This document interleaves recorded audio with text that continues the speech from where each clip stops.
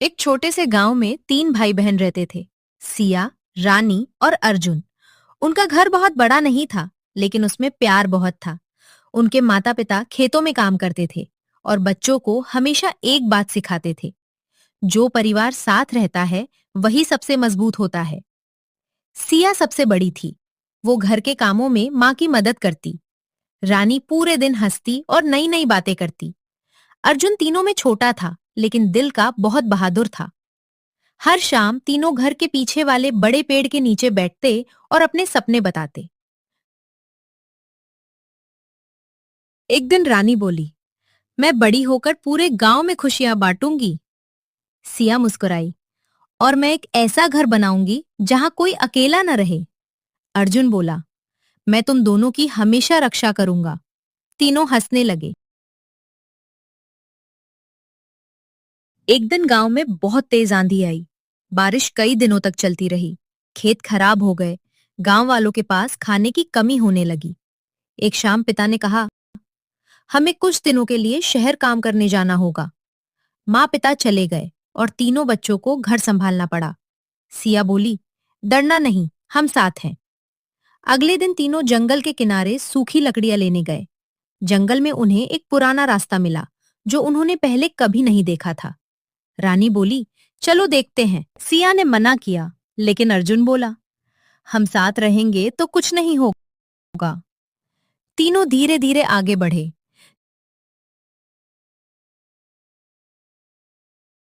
थोड़ी दूर एक पुरानी झोपड़ी दिखाई दी। अंदर एक बूढ़ी दादी बैठी थी। दादी बोली, कौन हो तुम? सिया ने सब बताया। दादी मुस्कुराई, तुम तीनों अच्छे बच्चे लगते हो, लेकिन याद रखना, इस जंगल में एक नियम है: जो साथ छोड़ता है रास्ता खो देता है। दादी ने उन्हें तीन छोटे धागे दिए। जब तक ये धागे जुड़े रहेंगे तुम साथ रहोगे। तीनों ने धागे हाथ में बांध लिए। वापसी में अचानक रानी को एक चमकती हुई चीज दिखी।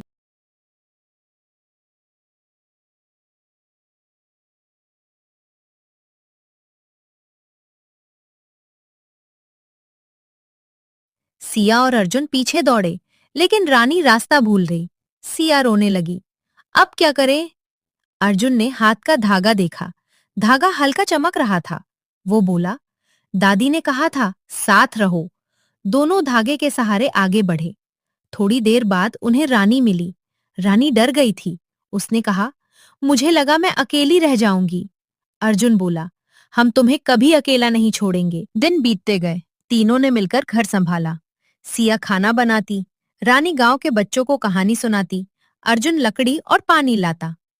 धीरे धीरे गांव के लोग भी एक दूसरे की मदद करने लगे। एक दिन गांव में खबर आई, नदी का पुल टूट गया है। गांव दूसरी तरफ से कट गया। अर्जुन बोला, हमें कुछ करना होगा। सिया ने योजना बनाई। रानी गांव वालों को इकट्ठा करने लगी। सबने मिलकर लकड़ियों से छोटा पुल बनाया। कई घंटे मेहनत हुई। आखिर पुल बन गया। पूरा गांव खुश हो गया।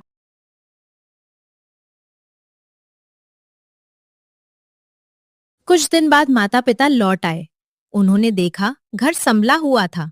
गांव पहले से अच्छा था। पिता बोले, ये सब कैसे हुआ? सिया बोली, हमने मिलकर किया। रानी हंसकर बोली, और अर्जुन ने बहुत बहादुरी दिखाई। माँ ने तीनों को गले लगाया। उसी शाम तीनों फिर पुराने पेड़ के नीचे बैठे। अर्जुन बोला, अब समझ आया, ताकत अकेले में नहीं होती। सिया बोली, ताकत साथ रहने में होती है। रानी बोली, और परिवार सबसे बड़ी दौलत है। तीनों मुस्कुराए। उस दिन के बाद गांव में जब भी कोई झगड़ता, लोग कहते, सिया, रानी और अर्जुन को याद करो। जो साथ रहे वही जीत गया। गांव में अब सब कुछ पहले जैसा नहीं रहा था। सिया, रानी और अर्जुन की मेहनत से लोग फिर से मुस्कुराने लगे थे। लेकिन असली कहानी तो अब शुरू होने वाली थी। एक सुबह गांव के बाहर एक पुराना व्यापारी आया। उसके पास एक बड़ा लकड़ी का संदूक था। उसने गांव वालों से कहा, मैं दूर पहाड़ों के पार से आया हूँ। मेरे पास एक खबर है। सब लोग इकट्ठा हो गए। व्यापारी बोला, जंगल के बीच एक पुराना बाग है। कहते हैं वहां एक ऐसा पेड़ है जिसके फल कभी खत्म नहीं होते। गांव वाले हैरान रह गए। लेकिन व्यापारी ने एक और बात कही, वहां पहुंचने का रास्ता आसान नहीं है। केवल वही लोग वहां तक पहुंचते हैं जो मिलकर चलते हैं। सिया ने अर्जुन और रानी की तरफ देखा। रानी बोली, क्या हम चले? अर्जुन बोला, अगर हमें गांव के लिए कुछ अच्छा मिल सकता है तो कोशिश करनी चाहिए। माता पिता ने पहले मना किया, लेकिन जब उन्होंने बच्चों का हौसला देखा तो बोले, ध्यान रखना, जल्दी लौट आना। अगली सुबह तीनों निकल पड़े। सिया ने खाने का सामान रखा, रानी ने पानी लिया, अर्जुन ने रस्सी और लालटेन। जंगल पहले जैसा नहीं लग रहा था। पेड़ ऊंचे थे, रास्ते अजनबी थे। कुछ दूर जाने पर उन्हें दो रास्ते मिले, एक चौड़ा और आसान, दूसरा पतला और कठिन। रानी बोली, आसान वाला चुनते हैं। लेकिन सिया ने देखा, उस रास्ते पर कोई पद चिन्ह नहीं था। उसने कहा, जो बहुत आसान दिखे वह हमेशा सही नहीं होता। तीनों ने कठिन रास्ता चुना।